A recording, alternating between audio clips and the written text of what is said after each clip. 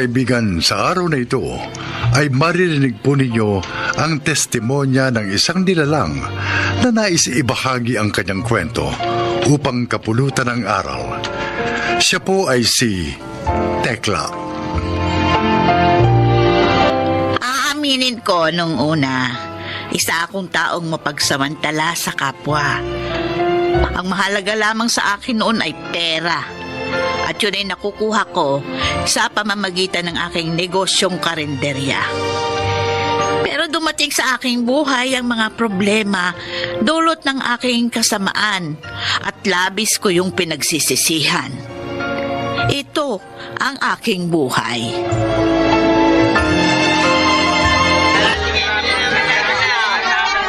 Natay! Oh, Aling Tekla! Ano ba bibili nyo ngayong araw? Ay, kailangan ko ng keso, tomato sauce, Keso. kebab, mantika. O, ayan ang listahan na nakalagay na lahat dyan yung bibiling ko. Bahala ka na. Oh, sige. Ito.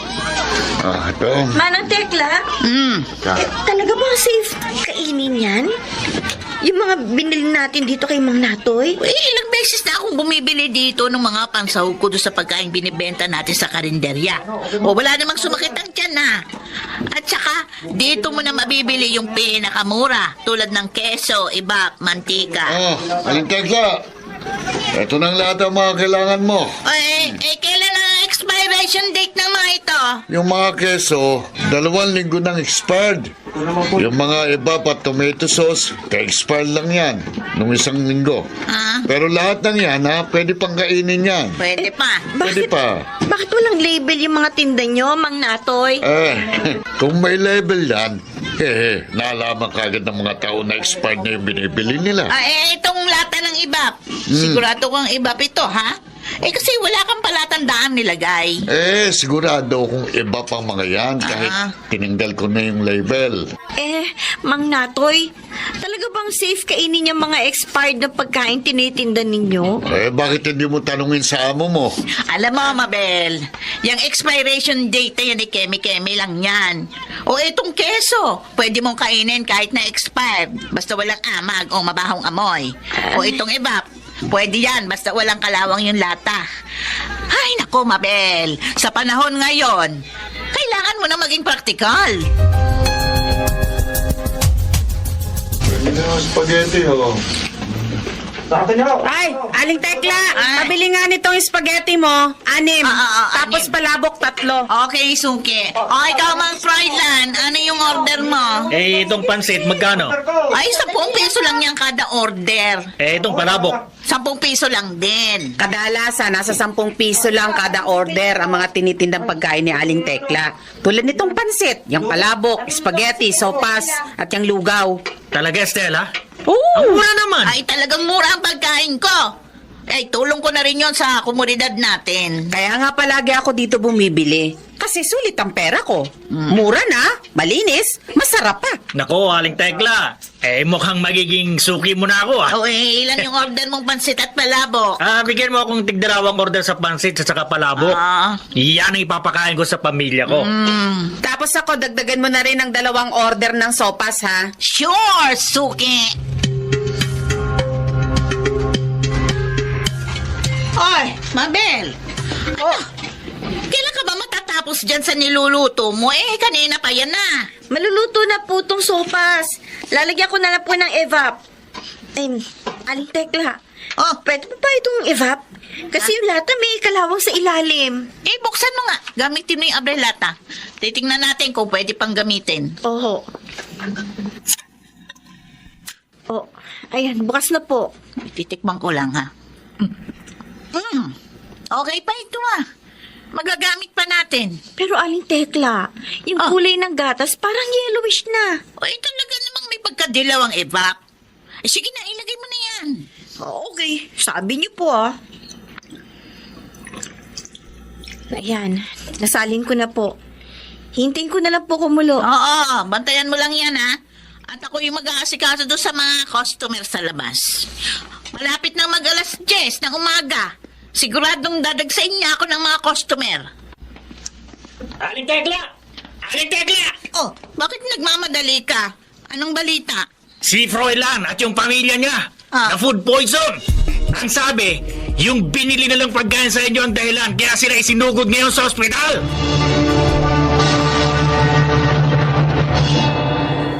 Aling Tekla! Aling Tekla, buksan niyo itong pinto! Oh, Mabel, bakit?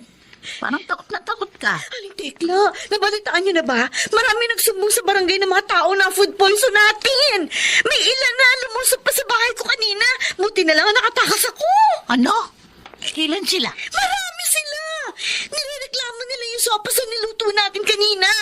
Pagkatapos doon nila kainin yung sopas, ay sumakit na agad ang tiyan nila. Ay ba, hindi ko kasalanan yan. Ikaw ang nagluto, kaya ikaw ang managot. Anong sabi niyo? Aling Tekla, malinis ako magluto. Ang sabihin ninyo, kasalanan ninyo kasi gumagamit kayo ng mga expired na pansahog na binibili nyo kay Mang Natoy. Aba! Ay, ang kapal ng mukha mo. Baliktarin pa ako. Eh, totoo naman eh. Kayo ang punot dulo ng lahat ng problemang ito. Aling Tekla, hindi ako!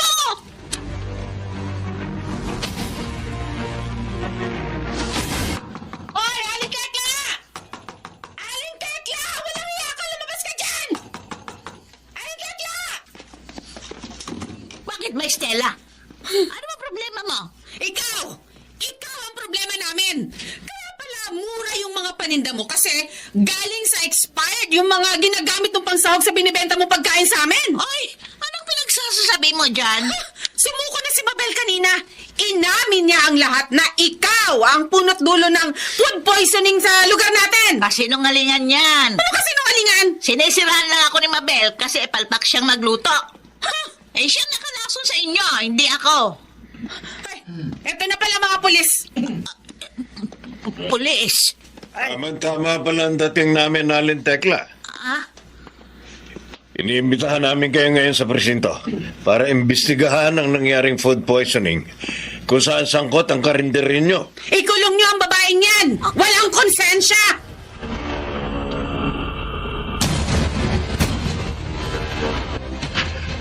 Ayon sa dati nyong helper, bumibili kayo ng mga pagkaing walang label at expired na. At yun ang isinasahog ninyo sa mga tinda nyong pagkain tulad ng pansit, spaghetti o sopas. Opo, sir. Ba't nyo naman ginagawa yun? Alam nyo naman na pwedeng makasama sa kalusugan ang pagkain na expired. At bawal po sa ilalim ng batas ang pagtanggal o pagtamper ng label sa mga pagkain tulad ng keso at evap na binibili nyo kay alias Natoy. Eh, doon lang kasi ako nakakabili ng murang pansahog sa pagkain. Eh, kung bibili ako ng bago, mahal, maapektuhan ang negosyo ko. Mas uunahin nyo pa ba ang negosyo nyo kaysa sa kalusugan ng marami? Ay, hindi naman sa ganun. Pero, Patong-patong na kaso ang haharapin nyo. ha? At malaki din ang magagastos nyo dahil kailangan nyo magbayad ng danyos sa mga taong nalason at naagrabyado ng negosyo ninyo. Sarado na ang Teklas Karinderya dahil sa mga paglabag nito sa health and sanitation and food safety laws ng bansa. Buti nga sarado ng karendra yan. Manloloko yan si Tekla. Yan ang karma!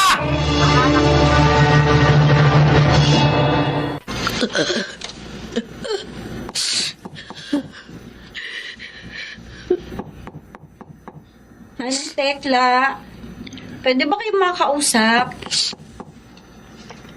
Tuloy ka, Mabel. Manang, Kung pumunta ka dito para kunin yung sahod mo, pasensya na. Wala akong maibibigay sa'yo. Wala akong pera. Wala na ang karinderya.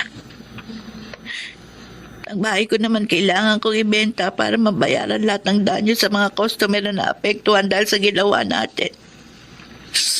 Habang yung natitira kong ipon, napunta lang sa piyansa nating dalawa.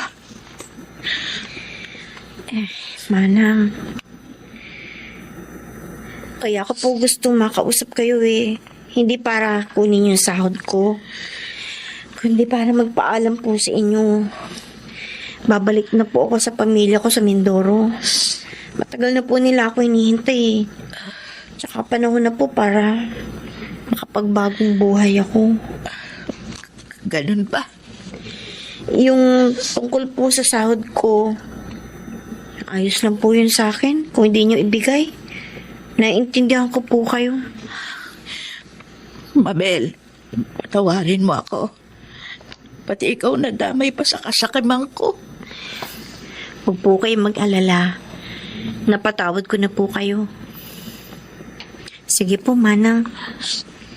Aalis na po ako.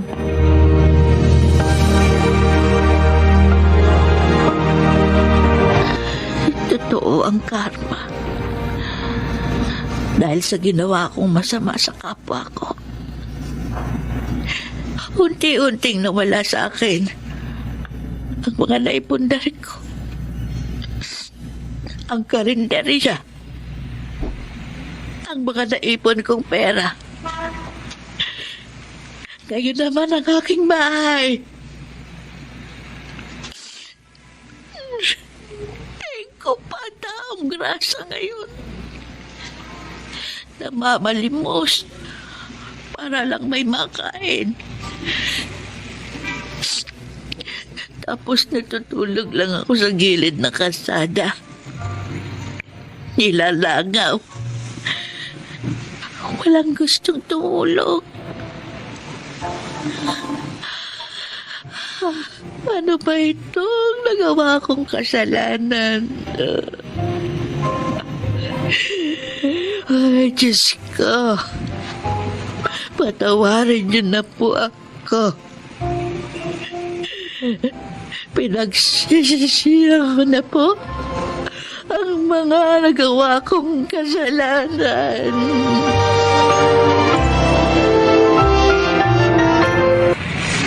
Palimos po.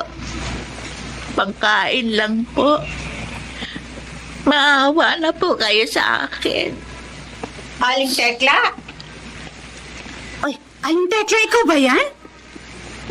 Estela? Oh, bakit kayo nagkaganyan? Kaya pala kayo biglang nawala sa barangay natin?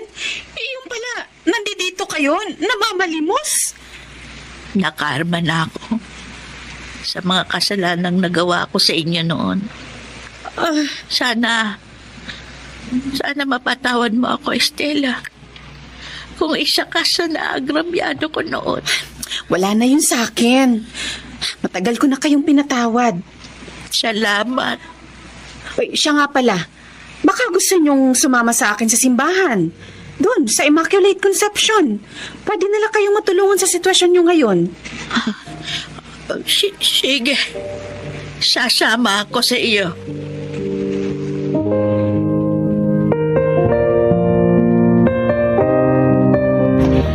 Aling Tekla! O ano, kumusta po kayo dito sa simbahan? Ayos naman ako, Estela. Malaki ang naitulong ni na Monsenyor at ng pamunuan ng simbahang ito. Nagtatrabaho ako ngayon bilang tagalinis at tagabantay ng bahay ng Panginoon. Kapalit ng pagkain, pera at tirahan. May kwarto ako sa likod ng simbahan. Doon ako ngayon nakatira. Mabuti naman kung ganon. Masaya ako sa buhay ko ngayon.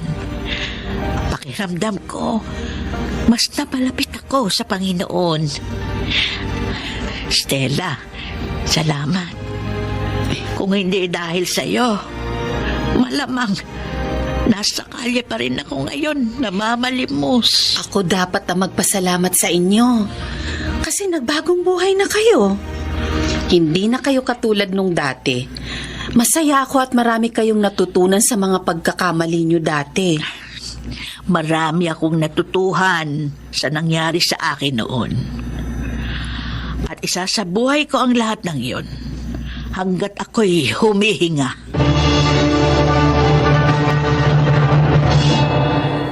Oo, marami akong aral na natutuhan sa mga karanasan kong yun. At yun ay nagagamit ko ngayon sa aking pagbabagong buhay.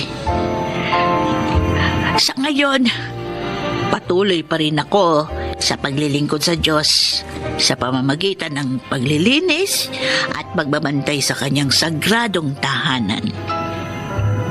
Itinuon ko na rin ang aking sarili sa mga proyekto ng simbahan, lalo na kung may kinalaman sa pagkakawang gawa. Sana'y magsilbing inspirasyon ang aking kwento sa lahat. Basta tatandaan lang natin palagi, walang imposible sa pag-ibig at awa ng Diyos. Ako si Tekla, dating tindera. Ito ang aking buhay.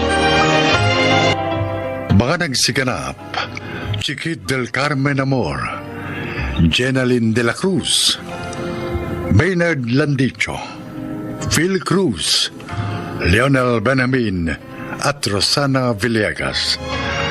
Naglapat ng angkop na tunog Jerry Mutia sa musika ni Buboy Salonga.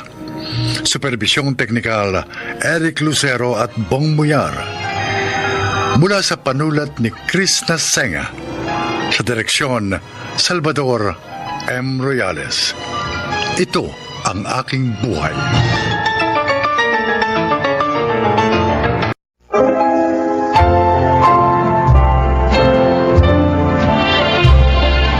Magandang araw po mga giliw naming tagapakinig. Maririnig natin ang kwento ng buhay ng isang individual na ginugol ang natitirang mga panahon niya sa mundo upang makatulong sa ibang tao, lalo na sa mga kabataan. Siya ay si Andres. Napagtapos ko na ang aking mga anak at meron na silang kani-kanyang buhay. Bilang isang retiradong sundalo, ayokong basta-basta na lang matapos ang lahat nang ako ay magretiro.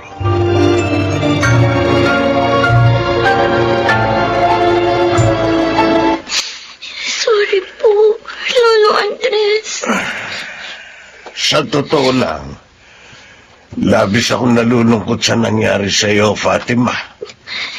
Pero wala na tayong magagawa. Nariyan na yan. Kailangan mong harapin yan. Sorry po, hindi ko natupad ang pangako ko sa inyo na magtatapos ako. Ayos lang. Hindi pa naman huli ang lahat. Kapag nanganak ka na, maaari mo namang ipagpatuloy ang pag-aaral mo. Tama na yan. Huwag ka na umiyak. Makasasama yan sa dinadala mo. Sige na, umuwi ka na sa inyo. Magpahinga ka at talagaan mong mabuti ang bata dyan sa sinapupunan mo. Huwag kang mawawala ng pag-asa. Maabot mo pa rin ang mga pangarap mo kahit may anak ka na. Tandaan mo yan, Fatima. Opo, Lolo Andres. Maraming salamat po sa pangunawa ninyo.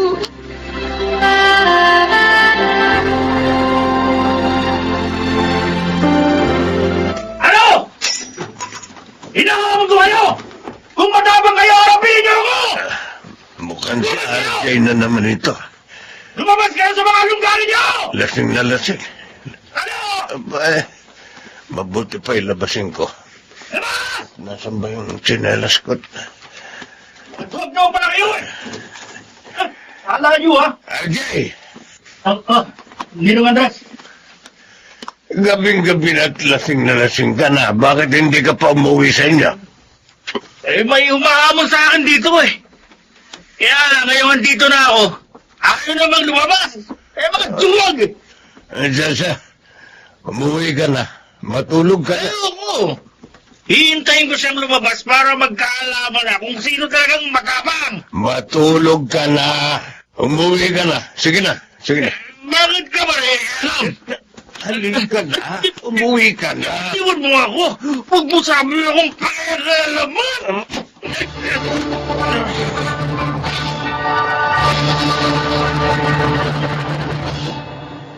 Ay nako, yung isa na buntis.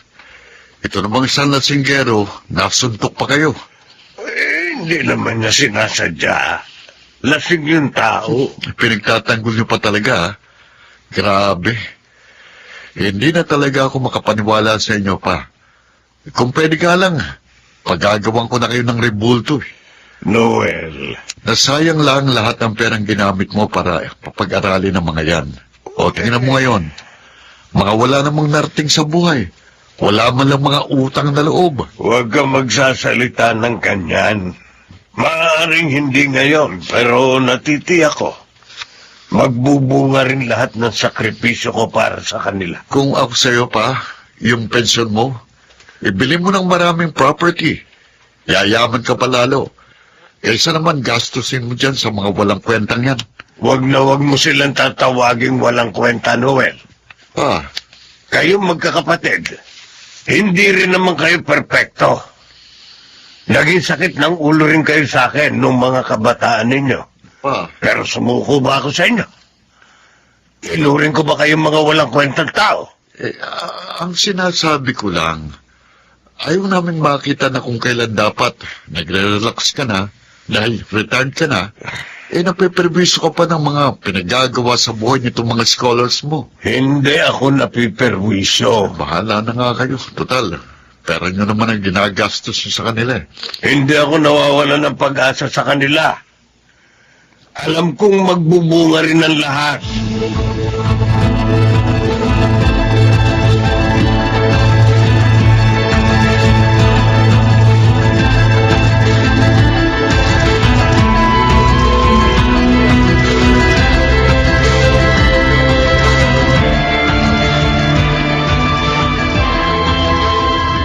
Oh, Yona, Oh. dalhin mo ito kay Lolo Andres mo. O sige, Nay. Ingatan mong pagbitbit niyang lalagyan, ha? Baka matapon niyang sabaw. Opo. Sabihin mo, salamat kamot nakabayad ka na para sa semester na ito, ha? Opo, Nay. Alam ko na po sasabihin ko. O siya, sige na, sige Ay, na. Nay.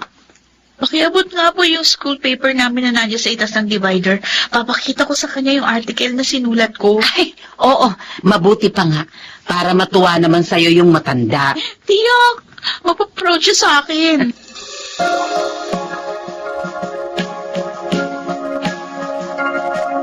Oh, napakagaling mo talagang bata, Yona. Ako na po ang editor-in-chief ng school publication namin, Lolo Andres. Ayos yan. Salamat po. Kung hindi dahil sa inyo, hindi ako makakapagpatuloy ng pag-aaral. Oh, Nung mamatay si tatay, akala ko hindi na ako makakatungtong sa koleyo. Kasi hindi naman kami kayang pag-aralin ng sabay-sabay ni nanay. Pero dahil sa inyo, nakapag-aral uli ako. huwag mo nang banggitin yan. Masaya ako na makita kayong nag-aaral at natututo. Ang mga kabataang kagaya nyo, dapat nasa eskwelahan, nag-aaral.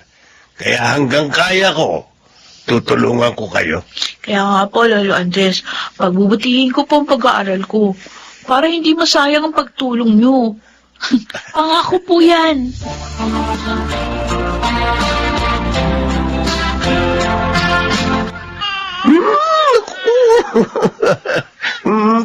Nakakagigil ko. Tuwan-tuwa po sa inyong anak ko. Oh. Ay, ang bilis lang ng panahon, ano? Oo nga po. Salamat po sa pagbisita niyo sa amin, Lolo Andres. Hindi na po ako bumisita uli sa inyo kasi nahihiya po talaga ako eh. Oh, ba't ka naman mahihiya? Kung gusto mo mag-aral uli, sabihin mo lang sa akin. Magtatrabaho po muna siguro ako para may panggastos kami ni baby. Sigurado ka. Opo. Pero maraming salamat po ha. Kung hindi niyo po ako tinulungan, siguro kahit high school, hindi ako nakagraduate. At least, 2 taon na lang po sa kolehiyo ang tatapusin ko. Kapag nakaipon ako ng konti, mag-aaral po ulit ako. Salamat po dahil ipinaunawa ninyo sa akin kung gaano kahalaga ang edukasyon. Oh, Pangako po, Lolo. Kung hindi man agad-agad, pero babalik po ako sa inyo na may daladalang diploma.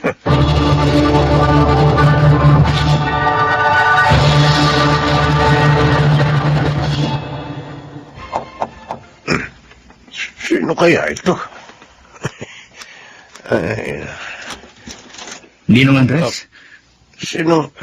hindi niyo na ako nakikilala. Si RJ po. RJ? Opo. Ikaw na ba yan? Halika. Tuloy ka. Salamat po. Matagal kang nawala rito sa barangay. Saan ka ba nagpunta?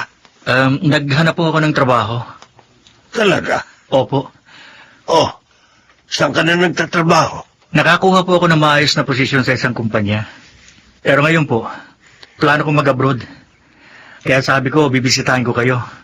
Kasi baka matagal bago ako makauwi. O saan bansa ka na magtatrabaho? Sa Qatar po. Aba, ay mabuti yan. Magandang balitang to. Patawarin po ninyo ako sa lahat ng sakit ng ulong idinulot ko sa inyo noon. Ano ka ba? Huwag mo nang alalahanin yun. Masaya akong makita kang ganito. Nakasuot ng maayos na damit, nakasapatos, at hindi amoy alak. Gusto ko po talaga makita ninyo akong ganito. Maraming salamat po ulit. Hindi nyo man ako kadugo. Wala naman po tayong kahit anong connection pero nagmalasakit kayo sa akin. Kahit mga magulang ko sumuko na sa akin. Pero kayo, hindi kayo napagod na unawain ako kahit paulit-ulit ko kayong binigo. Dahil alam kong kahit pasaway ka, merong magandang plano sa iyo ang Panginoon. Iyon ang gusto kong ipakita sa iyo. Kung saan man ako makarating, napakalaking bahagi kayo noon, Ninong Andres.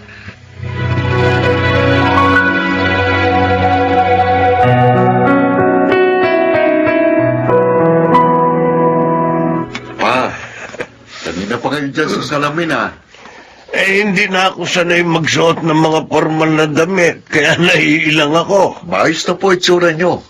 Oh, para na kayong 40 years old na. Binola mo pa ako. Mukhang excited kayong dumalo sa performance ng scholar nyo, ha? Matagal na akong hindi nakapanonood ng teatro. Ngayon lang uli. Oh, sige ho, lumakad na kayo. At baka mahuli kayo. Ay, sige. Kayo lang bang magmamaneho ng sasakyan nyo? Pwede ko naman kayong ipag-drive. Ako na. May trabaho ka pa eh.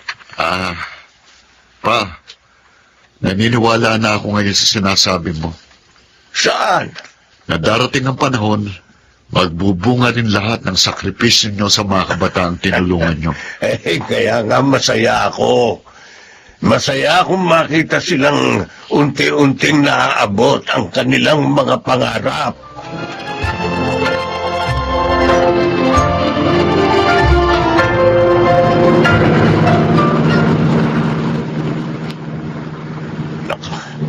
Mukhang mahuhuli na ako.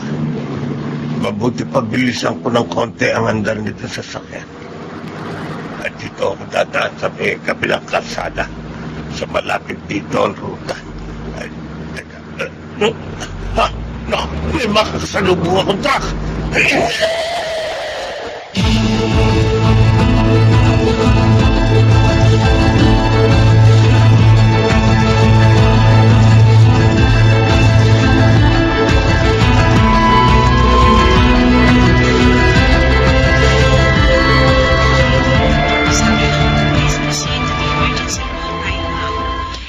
Lolo, kumusta na po kayo? Naku, sorry po. Dahil sa akin, kaya kayo na aksidente. Ako akala ko patay na ako. Dalawa na lang mo sila ngayon. Kanina halos buong barangay ang gustong pumasok dito sa ward. Hindi naman siya naggrabe kaya huwag na kayong mag-alala. Salamat sa pagbisita, mga apo. Lolo Andres, magpagaling po kayo. Oo. At isa pa, yun huwag mong sisihin ang sarili mo sa nangyari. Lolo, may dala po akong prutas dito. Naku, salamat, Fatima. Magpalakas kayo, para makalabas ka agad kayo ng ospital. Salamat sa pagbisita nyo, ha? Aalis na po kami. Bye, Lolo Andres. Bibisita na lang uli kami dito. Ay, sige. Salamat sa inyo, ha? Sige po. Bye. Pa, Salamat sa Panginoon at hindi niya pa ako kinuha. Marami pa raw kayong tutulungan eh. Pinotektahan kayo ng Diyos kasi mabuting kalooban nyo, Papa. Ayaw ng Diyos na mamatay kayo sa ganong paraan.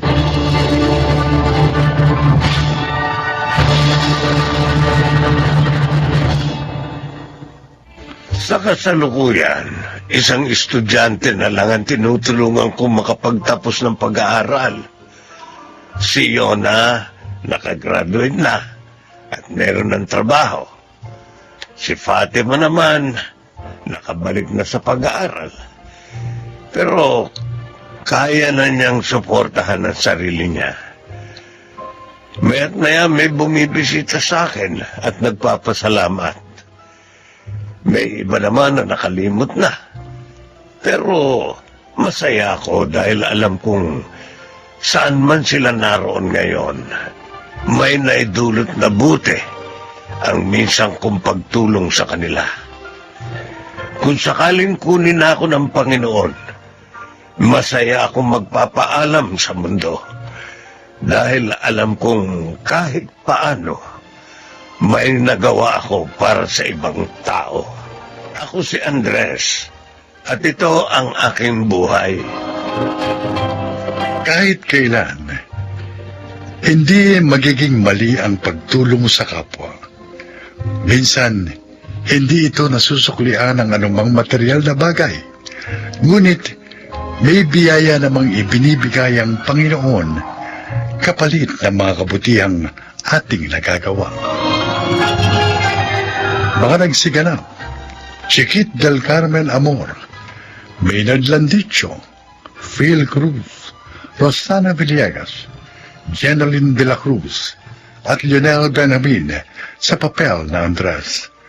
Naglapat ng angkop na tunog Jerry Mutia, sa musika Buboy Salonga, supervisyong teknikal Eric Lucero at Bong Muyar, creative consultant Phil Cruz, production assistant Anching Cruz.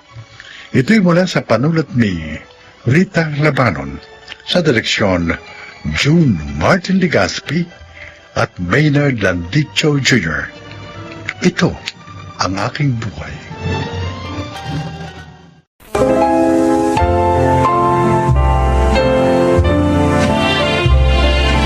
Magandang araw po mga giliw naming tagapakinig.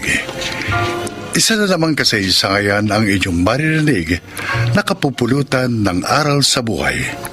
Ito ay ang kasaysayan ni Rayster. 5 kaming magkakapatid. Naiwan kami ni Itay kay Inay nung siya mamatay. At dahil panganay ako, akong naging katuwang ni Inay sa pagtataguyod sa aking mga kapatid. Pakinggan po ninyo ang aking kwento. Talagang ipinakwadro mo pang diploma mo, Leslie, ha? Siyempre naman, kuya. Dahil proud ako eh. Kasi kahit mahirap lang tayo, natapos ko high school. Tama yan.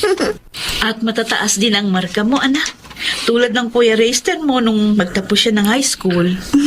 Sayang nga lang, hindi na ako nakapag-college. Pwede na, kuya. Ha?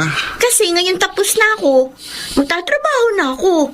Makakatulong na ako sa inyo ni Inay kahit papano. O di pwede ka nang mag-start ng ilang subject sa course na gusto mo. Oo nga, no. At may mga state university rin na maaari kong pasukan. Rayster, Po. siguraduhin mo lang na kaya mo, ha? Dahil hindi madali ang mag-aral habang nagtatrabaho.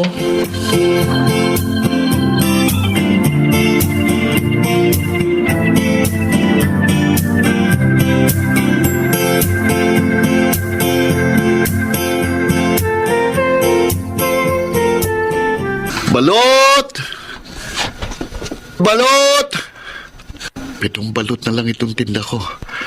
Mabuti naman, konti na lang. Sana may bumili na nito para makauwi na ako at makapagpahinga. Bukas naman, dadalhin ko kay Aling Esther ang order niyang mga itlog na maalat. Kailangan makaipon ako. Malapit ng pasukan. May mga bibilhin pa akong mga gamit ko. Oh, ay. Yun, mukhang may bibili ah.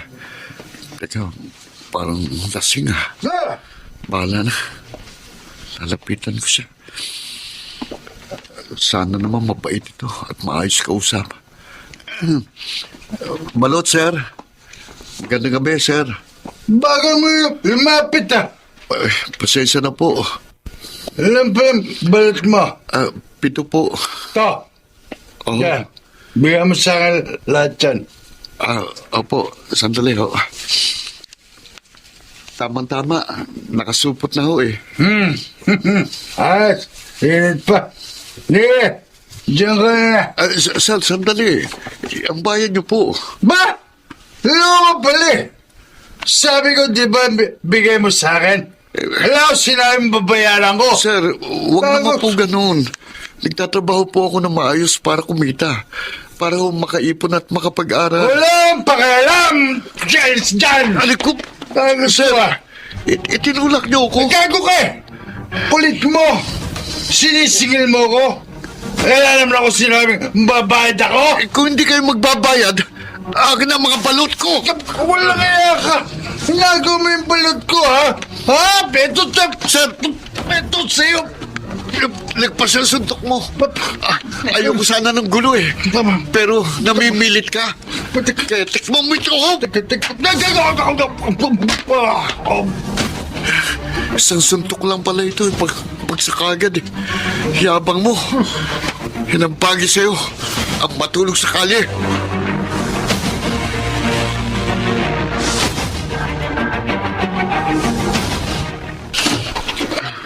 Rayster, anak! Oh. Napano yung mukha mo? Wala ito na eh. Ha? Dahil lang ho sa isang lasenggo na gustong kunin ng walang bayad ang mga balot ko. Ano? Wala bang tumulong sa iyo? Wala pong tao sa lugar na eh. Pero hindi naman po niya nakuha ang mga balot. Lumaban po ako na suntukin niya ako.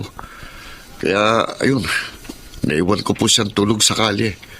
At nabili rin po ang lahat ng mga balot ko. Ako, Diyos ko. Salamat na lang at nakaligtas ka doon sa walang yang yun. Bakit naman kasi inom maglalasing pagkatapos mamimirwisyo ng kapwa nila? Oo nga po eh. Mahirap na nga ang buhay. Pinabibigat pa nila. Anak, mabuti pa kaya eh. Iwan mo na yung pagtitinda ng balot. Oo. Tulungan mo na lang ako sa paghahangot pagtitinda ng mga isda. Doon ka na rin sa palengke magtinda ng mga itlog na maalat. Nag-aalala kasi ako. Baka sa susunod, madisgrasya ka na. Sige po, Nay. Tutulungan ko na lang po kayo.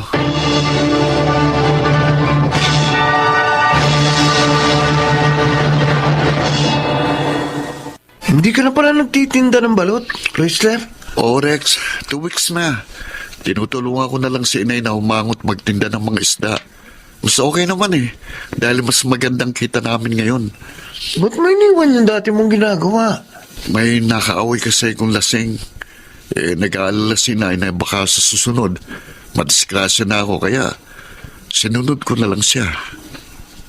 Pero mahirap pa rin ang trabaho yan. Ha?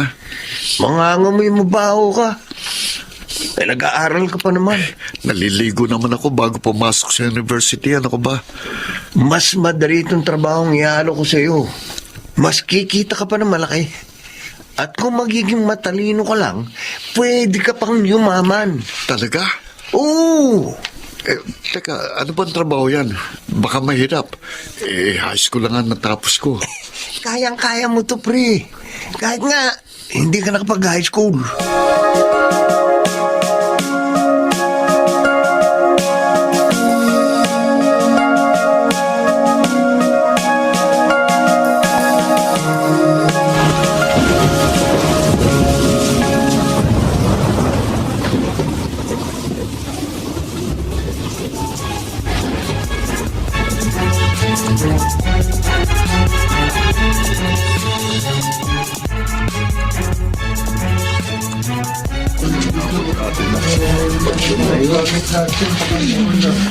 Halika na, Leslie.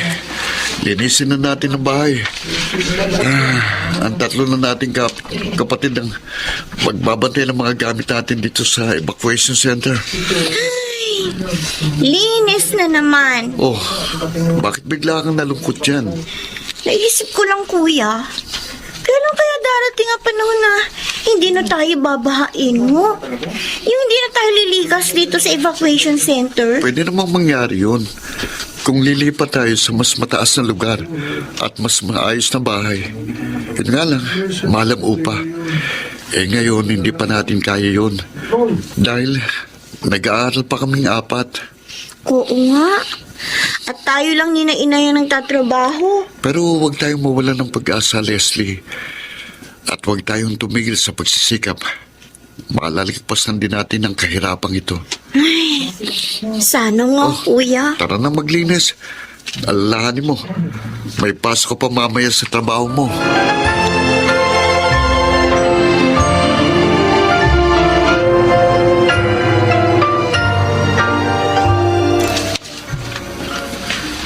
Oh, Mister, ba't ikaw ang nagdala ng mga order naming isda, ha? Nasaan si Aling Bilin? May sakit si Inay, Dindo. Ha? Kaya ako na lang ang humango at nagtinda ng mga isda ngayon. Ay, ganun ba? Teka, sandali nga. Oh, ito ang bayad namin. Oh, ayan. Oh, sa'yo na, suklay, sa'yo na. Ako, salamat, pre. Mukhang mucho ka ngayon, ha? Okay, ikaw naman lang talaga. Lagi ako mucho. Ha? Maganda kita ko sa trabaho ko eh. Lagi pa ako mabango, ha? At may mga bagong gamit, ha? Di ba umalis ka na sa fast food? Fast food? Naku, matagal na, pre. Matagal na. Mas maganda na ang trabaho ko ngayon. Gusto mo, sama ka? Ha? Ha? Oo, tuturuan kita kung paano gagawin. Kasi, Dindo, baka katulad niya ng trabaho ni Rex. Naku, pre. Oh, Niyaya din ako ni Rex doon. oh. Pero ayoko. Delikado yun eh. Alam mo, pre, mas maganda yung tulakan ko. Ha? Malaki na ang kita. Safe pa, pre. Ha? Ganito lang gagawin, ha? Sige. Oh. Makinig ka.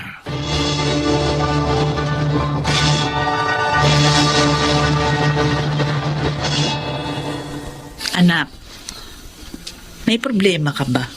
Oh. Kasi ilang araw ko nang napapansin. Matamlay ka. Wala po, Nay. Okay naman po ang pag-aaral ko. Kahit na nga mahirap dahil nagtatrabaho ko. Baka naman masama ang pakiramdam mo. May sakit ka. Ay, opo, Nay. May masakit po talaga kay kuya. Ano? Ano yun? Ang puso niya. Nabasted po kasi siya ni Jenny.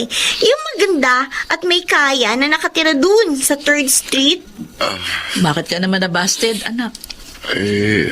Ayaw daw po niyang magkaroon ng mahirap na boyfriend dahil hindi maibibigay ang gusto niya. Naku, materyosa naman palang babaeng yun. Sabi ko nga rin po yan kay kuya eh. At saka hindi siya nakapanghihinayang na mawala. Dahil lalo ka lang masasaktan at magkakaproblema kung yung magiging nobya mo, ganun. Alam ko naman po yun, kaya nga sinisikap ko ng kalimutan siya eh. Hindi ko lang akalain na ganun pala ugali niya. Huwag naman sanang makaapekto sa iyong pagsisikap ang naging kabiguan mo, anak. Marami pa namang babae. At kapag naabot mo na ang iyong mga pangarap, higit pa sa Jenny na yun, ang matatagpo. Ay, Belen! Yung bayad ko sa isdang dala mo, oh. Salamat ho, Aling Esther. Hindi mo yata kasama sa racer ngayon. Ay, may practice ho sila para sa graduation. Aba, ay kagaling naman ng anak mo, ano ha? Patatapos na pala siya ng kolehiyo. Awa po ng Diyos. Si Leslie ko naman sa call center na nagtatrabaho ngayon. Alam mo, Belen, Ho. ay, mapalad ka sa mga anak mo kahit maaga kang nabalo. Dahil mababait, masisipag at walang bisyo yung mga anak mo. Determinado silang maabot ang kanilang pangarap. Lalo na si racer mo. Totoo po yun. Oh, mabuti na lang. Hindi naging katulad ni Rex Racer. Bay kung nagkataong hindi siya nakalayo sa binata ngayon. Baka nakakulong din ngayon ang anak mo. Ha? Nakakulong ho si Rex? Bakit ho? Nagbebenta pala siya ng mga party drugs. Tulad nung ecstasy, ano yun? Ecstasy raw. Nahuli. Oh, ayun. Kulong ang abot niya. Ay, talagang tama ang anak ko sa hindi pagsama sa kanya.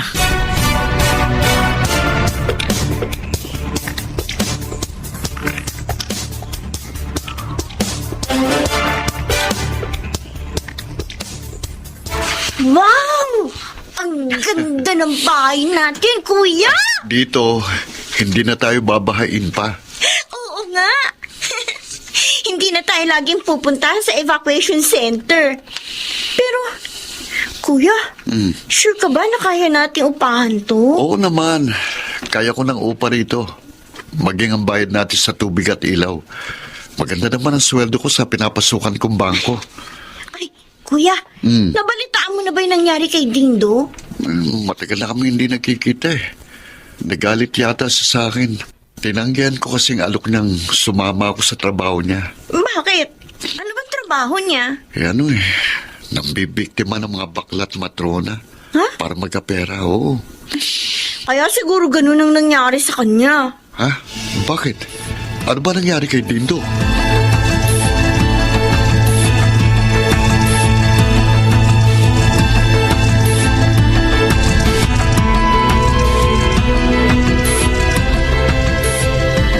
Dindo, pare, hindi ko akalaing ganyan kalalang nangyari sa'yo.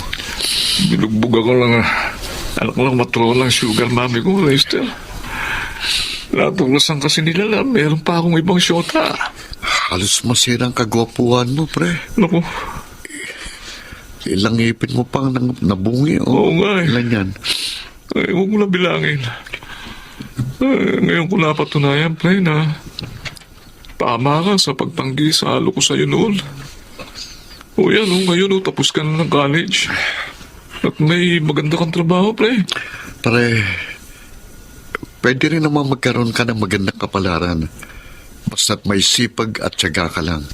Determinasyon at matibay na pananalig sa Diyos.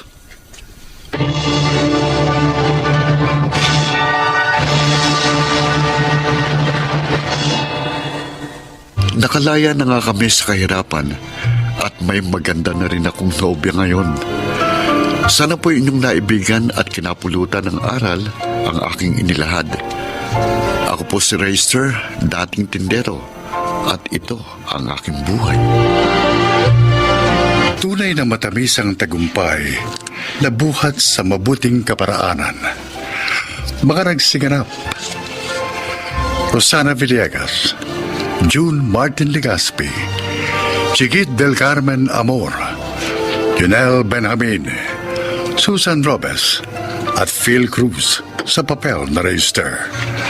Naglapat ng angkop na tunog Jerry Mutia, sa musika ni Buboy Salonga, supervisyong teknikal Eric Lucero at Bong Muyar, creative consultant Phil Cruz, production assistant Anching Cruz.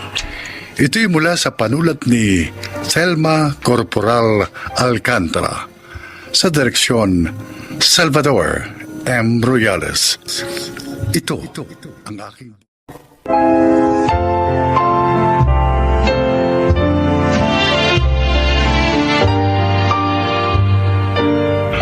Mga kaibigan, sa araw na ito ay maririnig po ninyo ang testimonya ng isang nilalang na nais ibahagi ang kanyang kwento upang kapulutan ng aral. Siya po ay si Cora.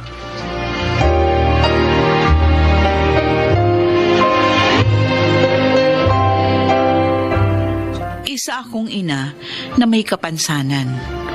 Nasunog ang aking balat sa isang aksidente. Kaya simula noon, nahirapan na akong buhayin ang aking mga anak. Nakatira kami sa ilalim ng tulay at umaasa sa mga tira-tirang pagkain para mabuhay. Ito ang aking buhay.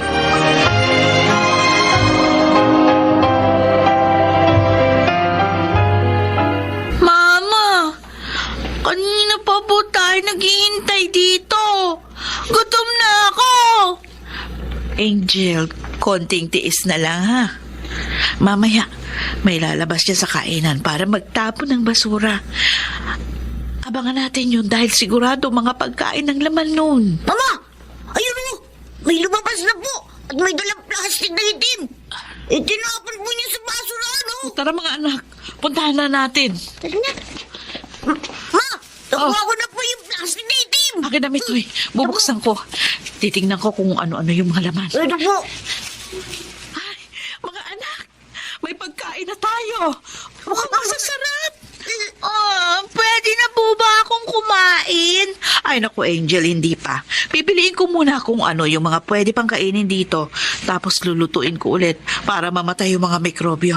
O tara mga anak, umuwi na tayo sa ating barong-barong para makakain na tayong tatlo.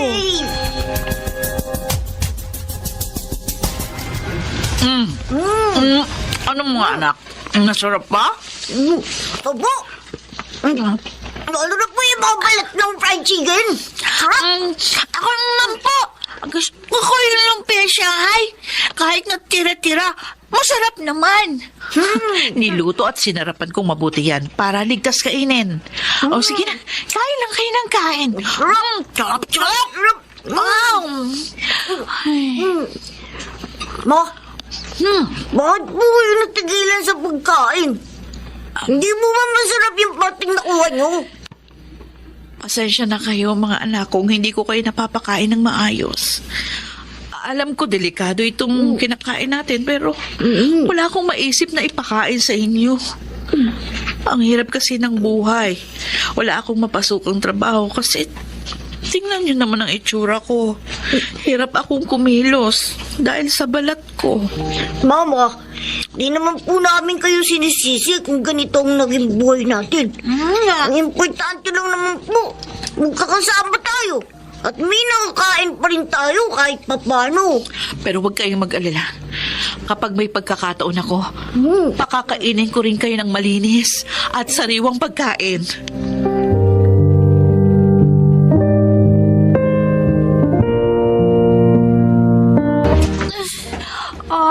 Ang sakit ng tiyan ko. Ano ba ito? Mukhang sa kinain ko ito kanina.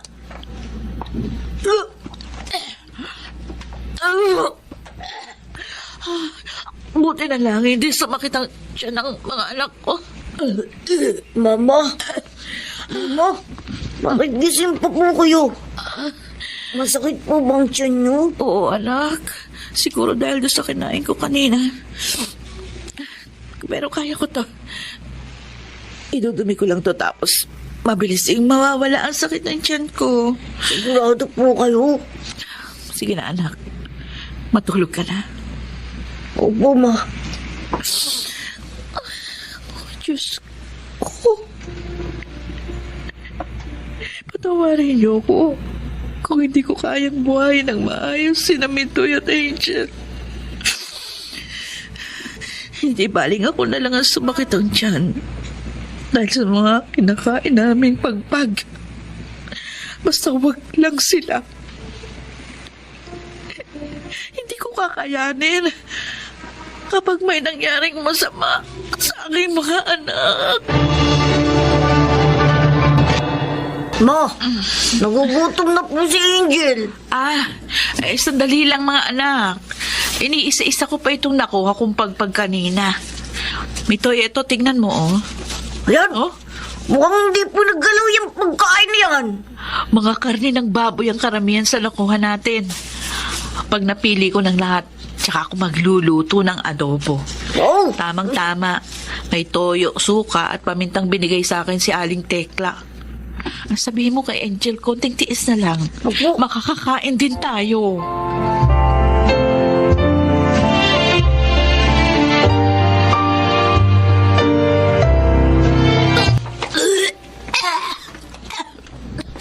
Angel? Oh, Diyos ko! Ano nangyayari sa'yo? Ang sakit po ng tiyan ko, Mama. Tulungan niyo po ako. Mitoy! Mitoy, halika, dali! Bakit po? Ang kapatid mo!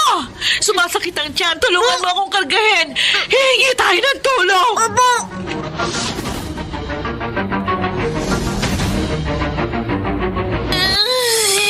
Mama, hindi ko na po kaya. Ay, tulong! Tulong, pakiusap, tulungan yung anak ko.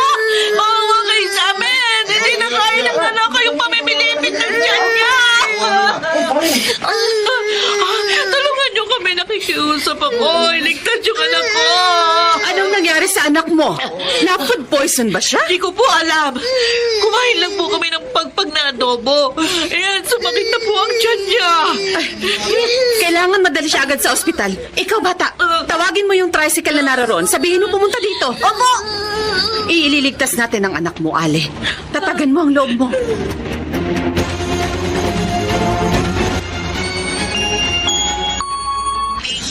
Doktor, kumusta na po ang lagay ng anak ko?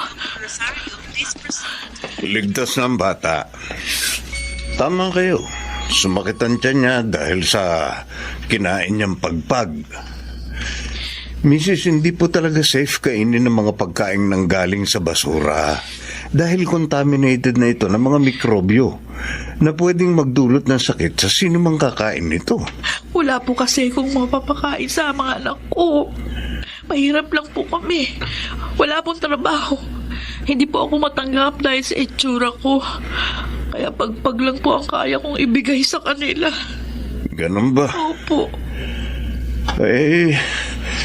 Pasalamat tayo sa Diyos dahil naagapan ang sakit ng anak mo. Dahil kung tumagal pa yan, pwede niya yung ikamatay. Ay, sige, Mrs. May asikasuhin pa akong ibang pasyente, no? Maiiwan ko na po kayo. Salamat po, Doktor. Opo. Salamat po, iniligtas yung anak ko. Anong sabi ng doktor? Ligtas na daw po ang anak ko. Naku, maraming salamat sa inyo. Tinulungan niyo ako madala si Angel sa ospital. Ano po palang pangalan nyo? Cora po. Ako si Mrs. Cruz. Nagtatrabaho ako bilang social worker sa DSWD. Huwag ka mag-alala sa babayaran dahil ako na ang sasagot ng bills. Ako na rin ang bahala sa mga gamot ng anak mo. Ano ko, Mrs. Cruz?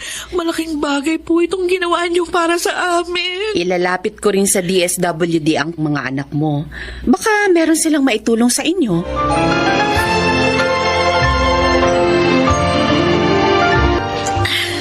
Angel, narito na ulit tayo sa bahay natin. Yay! Ang saya-saya! Nakakamiss po itong bahay natin. Alam mo, Angel, masaya kami ni Mama na magaling ka na. Ay, Mrs. Cruz, tuloy po kayo sa munting tahanan namin. Salamat. Pagpasensyahan niyo na po yung bahay namin. Maliit lang po. At saka medyo yumayanig. Kasi marami pong sasakyan yung dumadaan sa itaas ng tulay. Ilang taon na ba kayong nakatira dito? Maraming taon na rin po. Simula nung mamatay yung asawa ko, nung 1 taong gulang pa lang si Angel. Namatay ba siya sa aksidente kung saan nasira yung mukha mo? Opo. Mabuti na lang. Binuhay pa rin ako ng Diyos. Kasi kung 2 kaming namatay, baka nasa ampunan ng mga anak namin. Mama, gusto ko na pong matulog. Oh, sige, Angel. Amitoy, Bo, samahan mo yung kapatid mo. bo. Nakausap ko na pala yung head namin sa DSWD tungkol sa mga anak mo. Concerned sila masyado kung kaya mo ba silang buhayin na hindi malalagay sa panganib ang kanilang buhay. Alam ko po, mahirap ang buhay namin pero kakayanin ko po. Ang option kasi nila, kunin sa'yo ang mga anak mo kung makita nilang hindi mo sila kayang buhayin. Ay, hindi. Ayoko pong mawalay sa mga anak ko. Sila na lang 2 dahilan kaya patuloy pa rin ako lumalaban. Huwag niyo naman kunin sa akin ang aking mga anak. Pero mas mapapabuti ang buhay nila kung mailalagay silang pareho sa pangangalaga ng DSWD. Patawad po, Mrs. Cruz.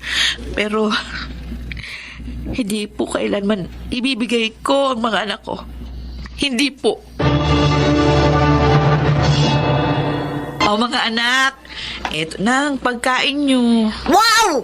Instant noodles! Saan niyo po ito nakuha, Mama? Namalimos ako sa tulay. Yung naipong ko, binili ko na lang yan. Hanggat maaari, ayoko na kayong pakainin ng pagpag. Yay! Hindi na pagpag ang kakainin namin. Mitoy, Bo. iluto mo na tong noodles para makakain na kayo. Opo, Mama. Tara, Angel. Cora! Si Mrs. Cruz ito. Sandali lang po. Ay, Mrs. Cruz, tuloy po kayo. Ano pong balita? Nakausap ko na ang DSWD tungkol sa mga anak mo.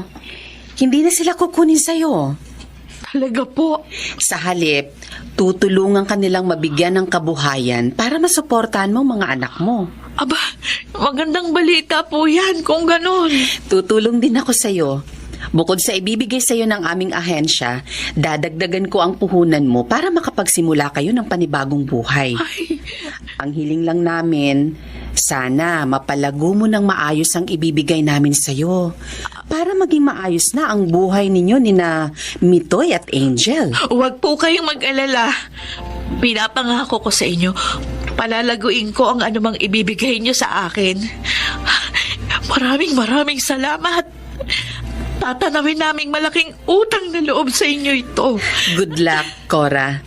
Naway gabayan kayo ng Panginoon.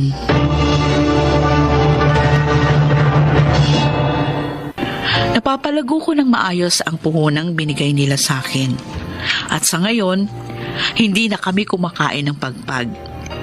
Nabigyan din kami ng gobyerno ng pabahay at hindi na rin kami nakatira ngayon sa ilalim ng tulay. Bilang ina, parang nabunutan ako ng tinik sa dibdib nang makita kong umaayos na ang buhay ng aking mga anak. Ako si Cora at ito ang aking buhay. Mga nagsiganap: Rosana Villegas, Chiquit del Carmen Amor, Phil Cruz, Maynard Landicho, Jenaline de la Cruz, at Lionel Benjamin. Naglapat ng angkop na tunog Jerry Mutia sa musika ni Buboy Salonga. Superbisyong teknikal Eric Lucero at Bong Muyar. Mula sa panulat ni Chris Nasenga. Direksyon Salvador M. Royales. Ito ang aking buhay.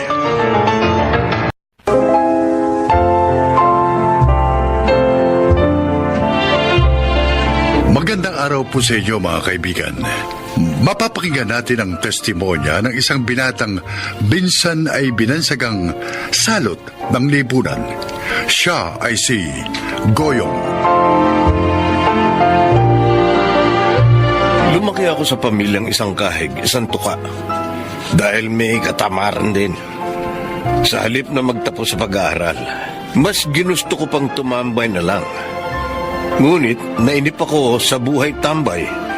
Kaya naghanap ako ng mapagkakaabalahan. Kaya naman kung hindi nagsusugal o nagsasabong, madalas akong nakikitang nakikipag-inuman. O kaya naman, nakikipagrambulan. Akala ko habang buhay na akong ganun. Ngunit may plot twist na naganap. Goyong, pwede ka na lumabas. Tapos ng reglementary period. Mamaya na, Sarento. Dito na ako manananghalian sa presinto. Mukhang masarap ang ulam niyo. Pambihira. Ginagawa mo na yata ang hotel itong selda rito sa Station 3. Sisihin mo yung mga kabarangay namin. Hindi nagsasawang ireklamo ako, di pahuli sa inyo. Tapos hindi naman tinutuloy ang pagsasampa ng kaso. Sila pa pala ang may kasalanan eh. Ikaw itong mahilig maghamon ng suntukan tuwing nalalasing. Itong pinakahuli, binato mo pa ang bahay ng mismong kapitan ninyo. Alam mo kasi, Sarento, naiinis ako doon sa kapitan namin na yun eh. Ang tamad. Hindi man lang may paayos yung basketball court namin na nasira ng bagyo eh. Wala tuloy kaming mapaglibangan kapag walang sabong. Ilang taong ka na ba, Goyong? 30. 30 anyos ka na. Oo. Tapos hanggang ngayon, libangan lang ang inaabot ng isip mo. Uy, ano naman ang aasahan mo sa kagaya kung hindi nakapagtapos, Sarento? Hindi ba sumasideline ka dati kay Mang Dado? Nagdadrive ka dati ng jeep, hindi ba? Nakakapagod na magtrabaho, Sarento eh. Kung ganon, pareho pala kayo nung kapitan nyo. Tamad!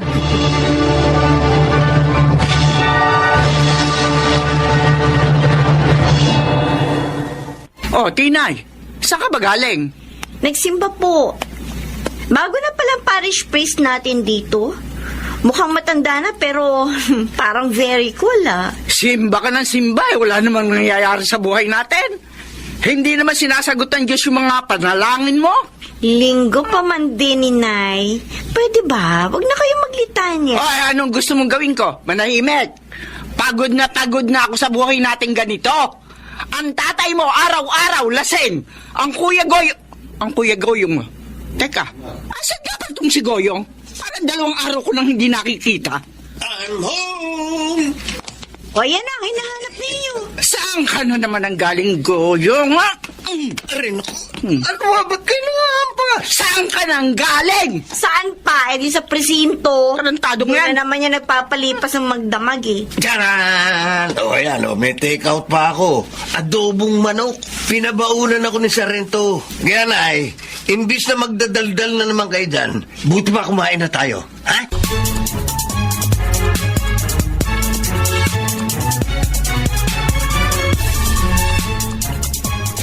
Ay, Panginoon. Kailan mo ba babaguhin ang kapalaran ng pamilya namin? Pagod na rin ako sa ganitong buhay. Isa pa, nakikiusap pa ako sa inyo, Diyos ko. Baguhin mo na ang Kuya Goyong ko. Natatakot na ako. Baka isang araw, hindi na siya sa presinto mapunta, kundi sa... Inay! Si Inay? Inay! Oh, Nay, bakit po? Ang Kuya Goyong mo! Ang Kuya Goyong mo! Bakit? Ano ba nangyari kay Kuya Goyong?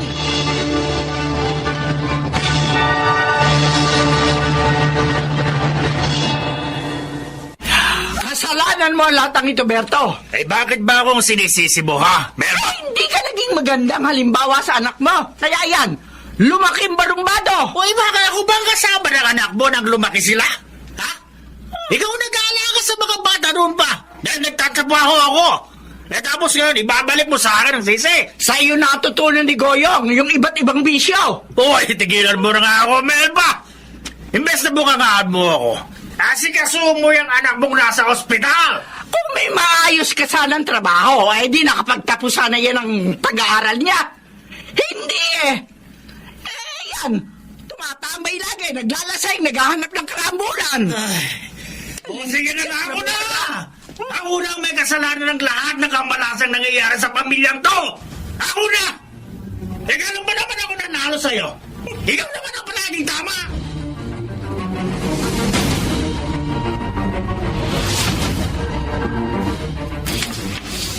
Oh, saan ka na naman pupunta, Kuya?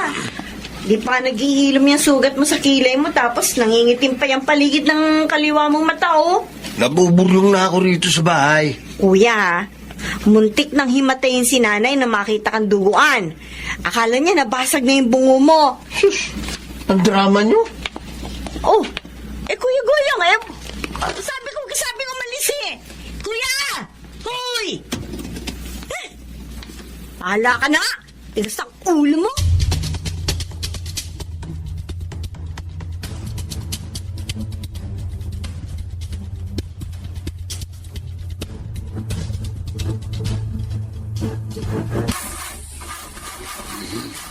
Ano ba naman itong sasakyan na ito? Kung kailan ako nagmamadali, saka naman nagpapapansin. May ikakasal ako ng alas 8 ng umaga. 7:30 na ng umaga. Nangyari? Ay, salamat sa Diyos. Mukhang may mabuting Samaritano. Ano yan? Eh, ayaw mag-start ng makina eh. Pari kayo? Oh, aba, knockout ba? Ano? Kako, knockout ba yung kasuntukan mo? Sa tingin ko, ikaw ang tumumba eh. Ano, tama ba ako? Gusto nyo ba umandar yan sa sakyan nyo? Joke lang. Sige nga, tingnan mo nga. Baka magawan mo ng paraan. May nahabol pa naman akong kasal. Eh, kakarag-karag na ito sa sakyan nyo eh. Bumili na kayo ng bagong sasakyan, Father. Maayos ko to ngayon, pero luman-luman na ang kotse nyo eh. Baka pag naayos ko to ngayon, bukas makalawa, sira na naman to. Marunong ka bang mag-drive? Bakit?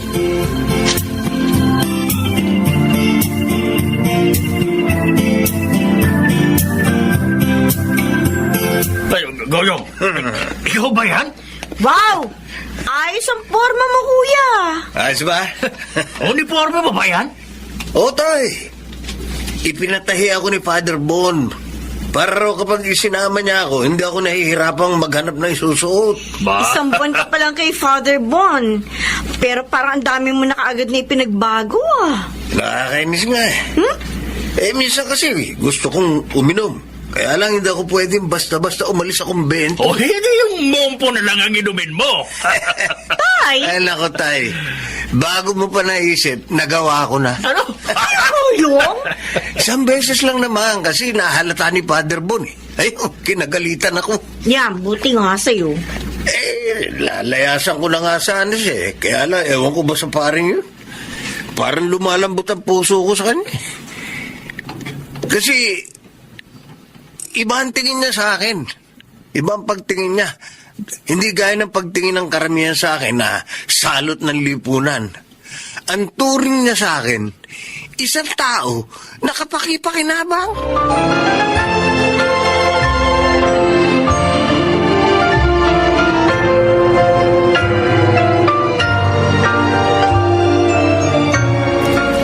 Magandang umaga po, Father. Oh, Melba, napasyal ka. Ay, may dala po ako sa inyo. Ba, ano ito? Mga bagong pitasuyang abukado. Ba, mukhang masarap ito ah. Salamat. Si Goyong nasa kabilang opisina. May tinuturo ang mga kabataan. May activity kasi kami sa susunod na linggo. Magaling din palang magsayaw ang anak mo. Magsasayaw sila ng may kanta sa simbahan. Kaya siyang nagtuturo. Ay, nasilip ko nga po kanina. Father Bon, maraming salamat po. Alam niyo ho ba, dati ho kasi sakit ng ulo ko yung si Goyong. Sa totoo lang, naku, hinihintay ko na lang na may magbalita sa akin na napatay na yan ng mga kaaway niya. Doon kasi ho sa amin, palagi yan naghahamon ng away. Lalo na kapag laseng. Pabalik-balik na ho yan sa istasyon ng pulis. May ang sabi ko, kung hindi siya ang mapapatay, siya makakapatay. Melba, walang imposible sa Panginoon. Kaya niyang baguhin ang buhay ng isang tao, basta't magtitiwala lang tayo sa Kanya. Father, maraming salamat po sa pagturing sa kanya bilang parang anak niyo na rin. Mabait naman si Goyong. Wala lang kasi siyang nakakasalamuhang mga tao na maaaring gumabay sa kanya. Ang mga kaibigan niya, mga barumbado rin. Kaya nakikisabay na rin siya sa ugali nila. Ngayong nailayo na natin siya sa mga taong gano'n ang ugali, nakikita na natin ang totoong pagkatao ni Goyong.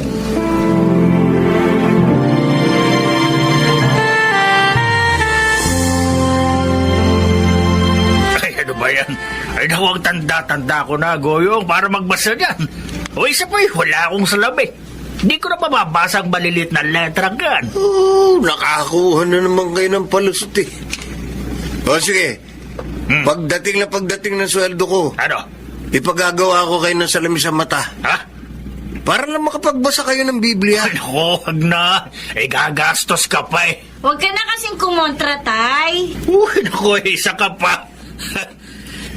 Tinay, sama mo nga ito si tatay itong linggo kapag nagsisimba ka. Ay, oo, kuya. Sige. Tay, Oh, alam ko, corny itong sasabihin ko para sa inyo. ano yan? Pero, alam nyo, masarap pala ang buhay kapag malapit ka sa Diyos. Minsan, akala natin, wala na tayong pag-asa. Wala na tayong mararating sa buhay. Pero kapag isinuko mo pala ang buhay mo sa Diyos, pati mga problema mo, unti-unti mong makikita ang pagbabago.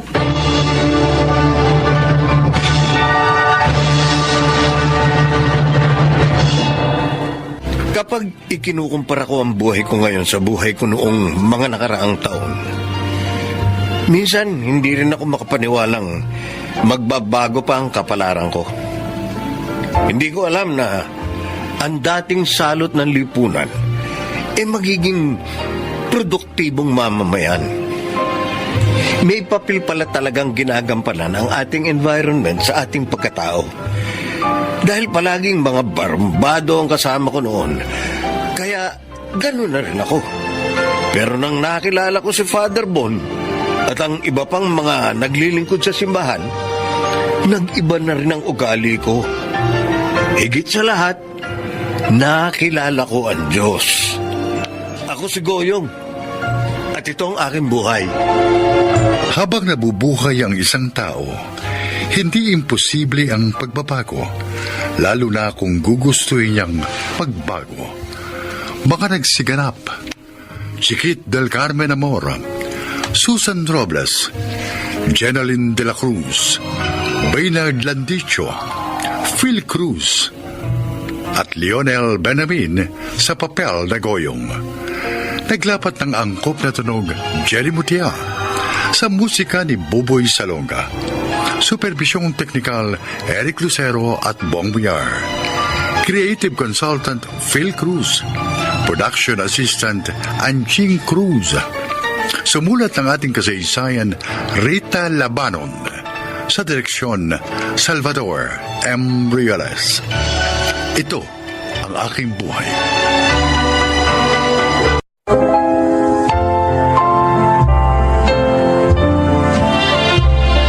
Magandang araw po mga kaibigan.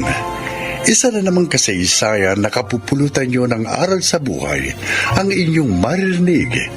Ito ay ang kwento ni Brian.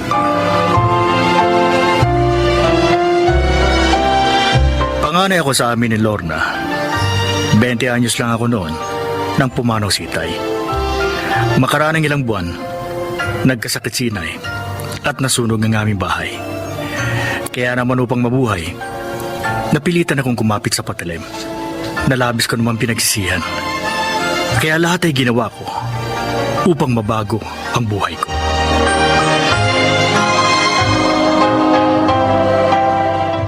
Ay, sa wakas, makakapagpahinga na rin ako. Pagod na pagod ka na naman, kuya. Di bale, masaya naman ako, Lorna. Dahil malakas bumenta ang karinderya ko. Oo nga, anak. At dahil doon, naipaayos mo na itong bahay natin. At may 2 tricycle ka na rin pamasada. Oo nga. At naipundar kong lahat ng ito sa loob lang ng 3 taon. Nagtagumpay kang baguhin ang iyong buhay, anak. Abay, pwede ka nang mag-asawa. Naku, inay, palagay ko po, malapit nang dumating ang panahong yon. Malapit na makapag-asawa si Kuya Brian. Ano ba naman yung sinasabi mo, Lorna? Naku, huwag ka nang magkaila, kuya. Halata ko yan. May gusto ka sa kaibigan kong teacher, si Janine.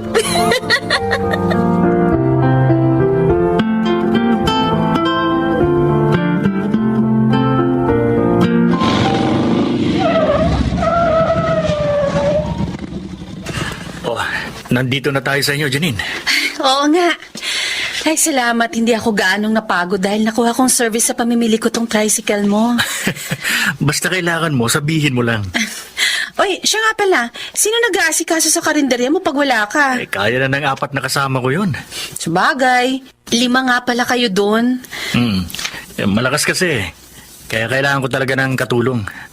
Magbubukas nga rin ako ng pangalawa kong karinderya. Oh, talaga? Oo. Wow, ang galing mo naman. Palibasa, masarap ka kasi magluto Pinagbubuti ko lang ang negosyo ko. Ito lang kasi ang alam kong trabaho. Dahil wala naman ako natapos na kurso. Kahit naman hindi ka nakatapos ng pag-aaral, naiayos mo ang buhay nyo. Nakakatuwa nga eh. Ay, ano ba yan? Daldal ako ng daldal. Hindi pa pala ako bayad. Ay, teka. Eto. Eto pala yung bayad na, ko. sige na. Okay na. Okay na yun. Nakakaya naman, Brian. Okay lang. Ilang beses mo na akong hindi pinagbabayad. Okay lang, walang problema. Kaibigan ka naman ng kapatid ko eh. Ganon? Kaya kaibigan din ang turing mo sa akin? Ganon ba? Oo, ganun na nga. Ay siya, halika. Tumuloy ka muna nang makapag-juice ka man lang. Ha? Sige na. Ito man lang may ganti ko sa madalas mong paghatid sa akin ng libre.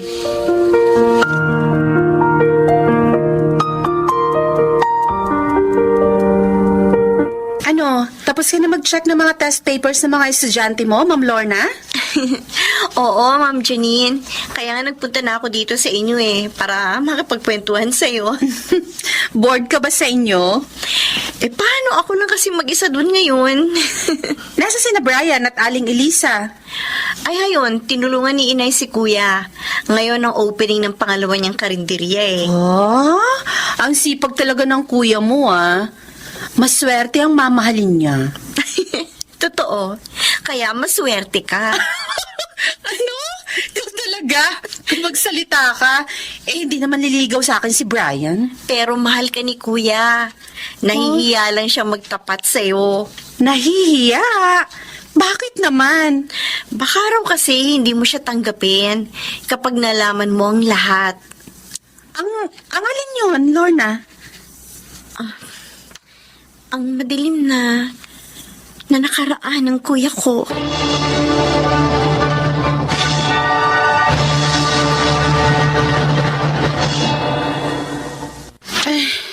Salamat sa paghatid mo sa akin, Claude. Okay lang yun, Janine. Ikaw lang Kung sinasagot mo na ba ako di lagi ka nang may service.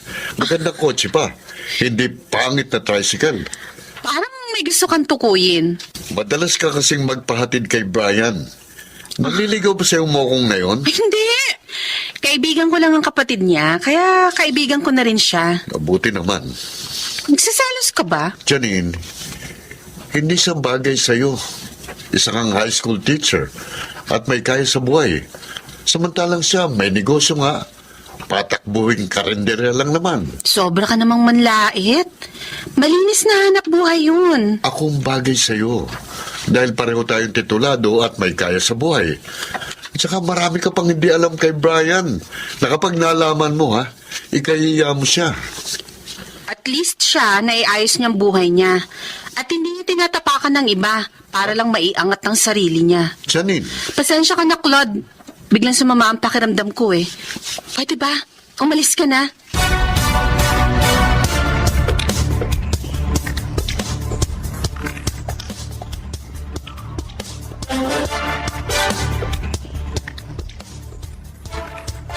ating gabi na. Ayaw pa rin akong dalawin ng antok. Naiinis pa rin ako sa parang pagtatanggol ni Janine kay Brian. Para bang si Brian pang mas mabuti sa tingin niya kaysa sa akin. Ang mabahong putik na lalaking yun. Tatalunin ba yata ako kay Janine? Hindi. Hindi maaari yun. Hindi ako papayag.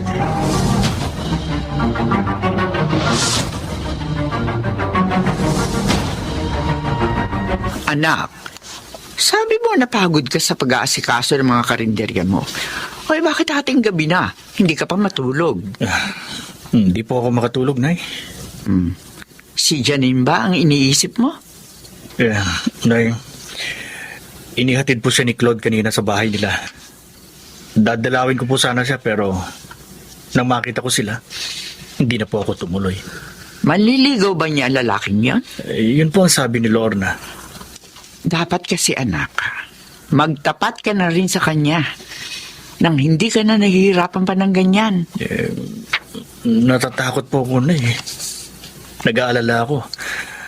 Baka kasi masaktan lang ako. Huwag mong katakutang masaktan ka. Ang mahalaga, lumabang ka.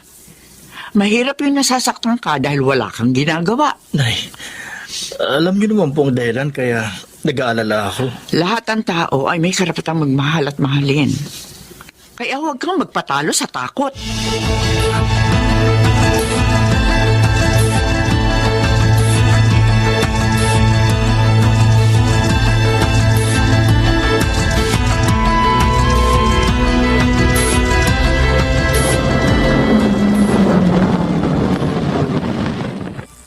Hi, Janine. Ikaw pala, Claude.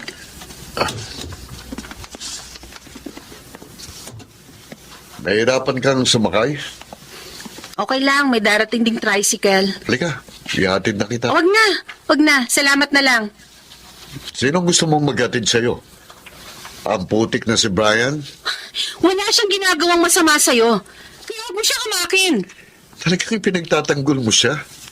Bakit? Gusto mo siya? Umalis ka na nga dito. Iwan mo ako. Akala mo ba papayag ako na matalo ng lalaking yun? Nagkakamali ka. Halika. Rico, bitiwan mong braso ko. Oo, kapag nakasakay ka na sa kotse ko. Hindi ako sasama sa'yo. Ayoko. Bitiwan mo sabi ako eh. Hoy! Huwag mong pakialaman ang girlfriend ko, ha? Huwag ka maniwala sa kanya, Brian. Hindi ko siya nobyo. Hindi ka niya nobyo, Claude. At ayaw niya sumama sa'yo. Igalang mo naman sanang babae. Huwag ka nga magpaka-gentleman. Hindi bagay sa'yo. Dali sa kamputik, dating bilanggo. Huwag mo siyang pagsalitaan ng ganyan, Claude. Nagsasabi lang ako ng totoo. Dating bilanggo ang taong yan. Nakulong. Dahil sa pagpe-perform ng malaswa sa isang gay bar. At nagbebenta rin siya ng laman sa mga bakla niyang parokyano. Oh, Claude, alam ko yun. Dahil kapitbahay nilang pinsan ko sa dati nilang tinirhan. Isa siyang lalaking hostess. Kaya huwag mo nang aksayain pang panahon mo sa lalaking yan, Janine. Halika na. Hindi. Dali. Ayoko sumama sa'yo, Brad. Halika. sabing bitiwan mo. Halika. Walang iya ka. Brian! Sinuntok mo ako, ha? Teka, ito naman ang ganti ko sa'yo.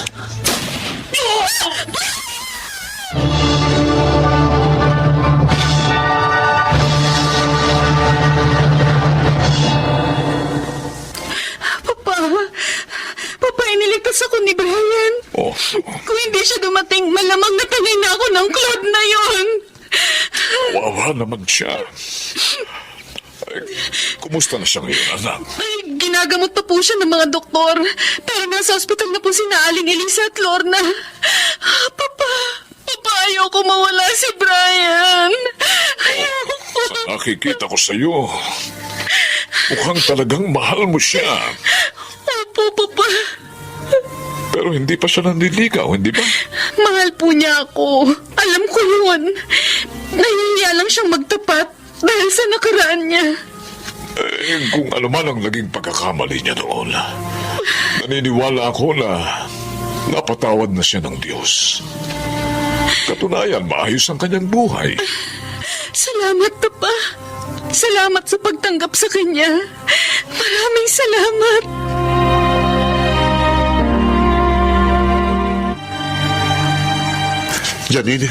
Janine, salamat. Dinalaw mo ko. Pinuntahan kita. Hindi para dalawin, kundi para sabihin sa'yo na hindi lang ang pamilya ni Brian ang nag-file ng kaso laban sa'yo. Maging ako. Janine, patawarin mo na ako. Nagawa ko lang yung sa labis na pagmamahal ko sa'yo. Masahol ka pa sa bilanggo, Claude. Pinagtangkaan mo ng masama ang iyong kapwa. Kaya dapat lang na magtusa ka.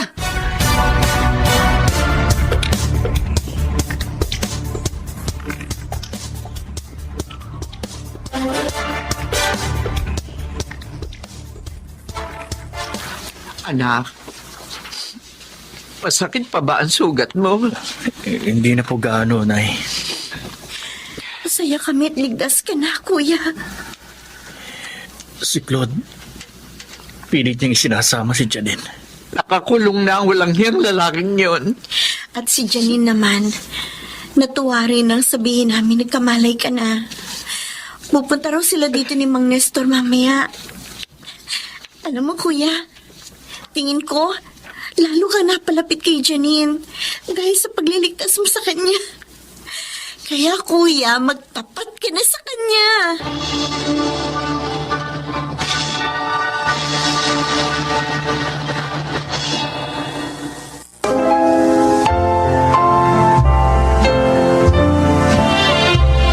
Kasal na kami ni Janine ngayon at may isa ng anak. Salamat sa Diyos. Naging madilim man ang buhay ko noon. Tinulungan pa rin niya akong maiayos ang lahat. Ako po si Brian at ito ang aking buhay. Hindi lahat ng nahuhulog sa putikan ay tunay na marumi. Kaya sana, huwag natin silang hatulan dahil may bahagi pa rin sila sa lipunang ating ginagalawan. Mga nagsiganap, Susan Robles, Chiquit del Carmen Amor, Jenaline de la Cruz, June Martin Legaspi, Phil Cruz at Maynard Landicho Jr. sa papel na Brian. Naglapat ng angkop na tunog Jerry Mutia, sa musika Buboy Salonga, supervisyong teknikal Eric Lucero at Bong Boyar, creative consultant Phil Cruz, production assistant Anching Cruz. Ito'y mula sa panulat ni Selma Corporal Alcantara, sa direksyon Salvador M. Royales.